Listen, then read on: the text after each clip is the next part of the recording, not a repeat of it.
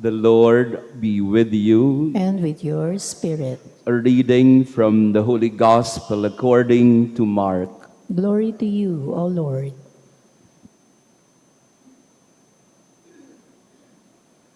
When the Pharisees with some scribes who had come from Jerusalem gathered around Jesus, they observed that some of his disciples ate their meals with unclean, that is, unwashed hands.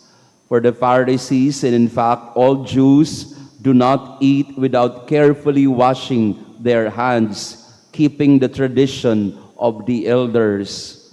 And on coming from the marketplace, they do not eat without purifying themselves.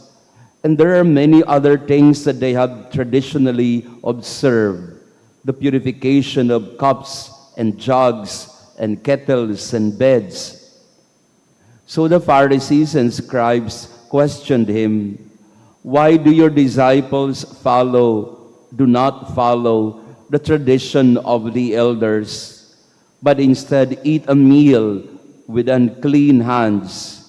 He responded, "Well did Isaiah prophesy about you hypocrites, as it is written, 'These people honor me with their lips, but their hearts are far from me. In vain do they worship me, teaching as doctrines human precepts.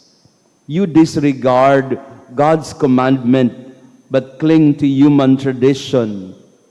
He went on to say, "How well you have set aside the commandment of God in order to uphold your tradition. For Moses said, 'Honor your father and your mother, and whoever curses father or mother shall die.' Yet you say, if someone says to father or mother, 'Any support you might have had from me is korban,' meaning dedicated to God, you allow him to do nothing more for his father or mother. You nullify the word of God in favor of your tradition that you have handed on. And you do many such things." The Gospel of the Lord. Praise to you, Lord Jesus Christ. Please be seated. Praise be Jesus Christ. Now and forever. Good morning, dear friends. Pakibati din ng good morning ang ating mga kasama, and to our online parishioners, thank you for praying with us. Pakisabi nga po, welcome back, Father. Welcome back, Father. And see you again. Lalayas na naman po ako after 2 weeks. But ngayong araw na ito, pinagdiriwang po natin ang kapistahan ni Santa Scholastica. Kaya sa mga kulasa at sa mga Benedictines, we say happy feast day to you. One of the more and well-loved saints here in the country, of course, is Saint Scholastica, the twin of Saint Benedict. Maganda yung kanilang kwento kasi pwede pala na ang magkapatid ay maging mga santo at santa. And that is the case of Benedict and Scholastica. They were so close to each other that hindi sila pwedeng mapaghiwalay. And when they Benedict became a monk and founded the Benedictines and the monastery, and katabi ng kanyang monasteryo ay ang kay Saint Scholastica din. So even in their adult life, they had the same calling to serve the Lord. And one time, gustong umuwi ni Benedict because monthly they have a conversation about prayer and about their faith and Word of God and many things. So ang sabi ni Saint Benedict, "I have to go back to my monastery, to my convent, because that is the rule of life that we have." Ang sabi ni Saint Scholastica, "Ay, wag muna, brother, dito ka muna, magkwentuhan pa tayo." Kaya lang, Benedict was insistent. Sabi niya, no, I need to go back to my monastery. Umiyak ngayon yung lola. Umiyak si Saint Scholastica, and she prayed to the Lord, "Lord, paulanin nyo nga yan para hindi na makauwi yung kapatid ko.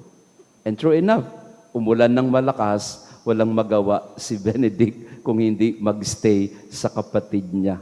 Walang sinabi ang dasal ni Benedict sa panalangin ni Saint Scholastica. But that was described by Pope Gregory the Great, ang biographer ni Saint Benedict and Scholastica, because she loved more, so she could do more. She loved more, so she could do more. May we have that same relationship with God and with one another. If we love more, we can do more for each other. Yan ang ginawa ni Solomon in our first reading. Remember, David wanted to build a temple for the Lord, but it was only Solomon who could accomplish that. Siya ang nakapagpagawa ng templo sa Panginoon. Kaya habang nagdadasal si Solomon sa Panginoon, Lord, sana nandito ka naman sa templong ito na pinagawa ko.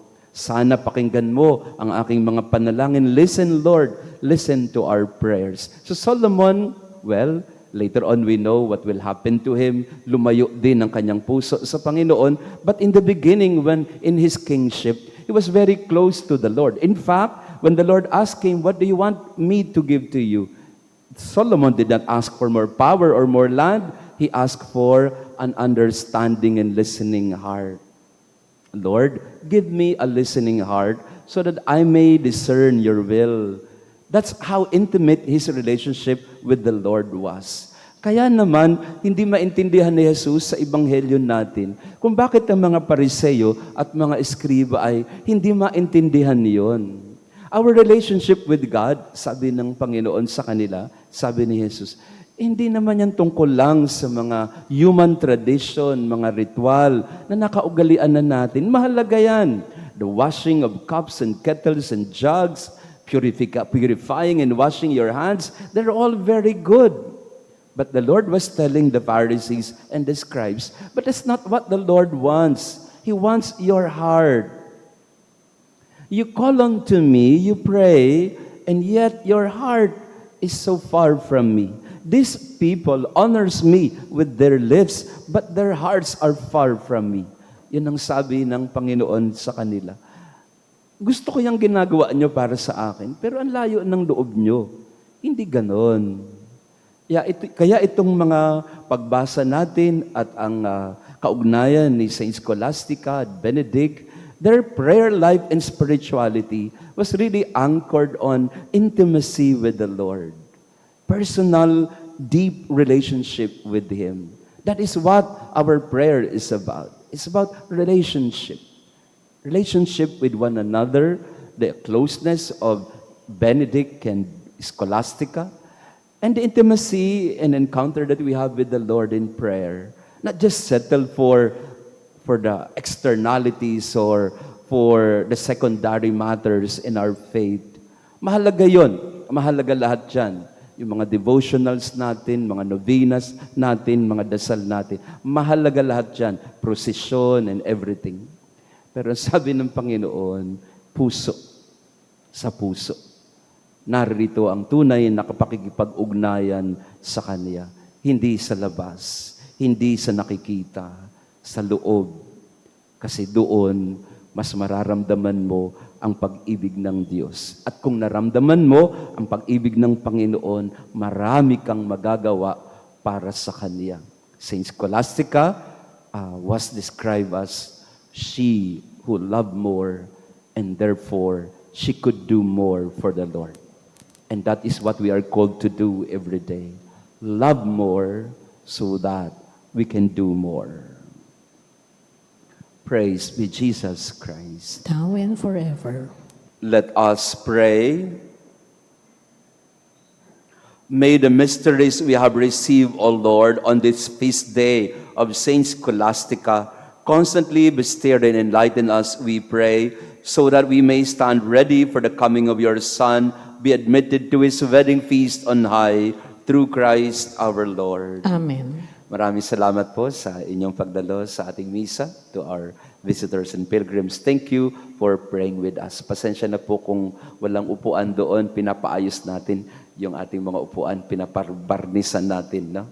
And also, we are having we are serving as host this week po. Darating yung mga taga-Asia, bishops and priests and delegates from all over Asia. We are having a meeting of catechetical leaders in the whole of Asia, organized by the Vatican. No? So meron din pong mga Vatican officials who are coming to our center, to our parish this week. So ipagdasal po ninyo, ito po ay Asian Meeting of Catechetical Leaders. And we pray na kung ano man po ang mga mapagkasunduan, ito po ay para sa pagkapahayag ng mabuting balita dito sa Asia. And we are privileged to be the host of this gathering. Right now also, we are organizing a 2-day meeting or assembly for the Archdiocese of Manila. We call it the Manila Archdiocesan Ecclesial Assembly. Kahapon po nag-start at ngayong araw na ito, ako rin po yung nag-oorganisa. No? So, ito pong mga araw na ito ay talagang very busy days, but we pray that this is all for the good of the Church. Once again, happy feast day to all of us of Saint Scholastica. The Lord be with you. And with your spirit. And may our loving God bless you and your family, the Father, the Son, and the Holy Spirit. Amen. Our Mass has been offered. Go in peace to love and serve the Lord. Thanks be to God.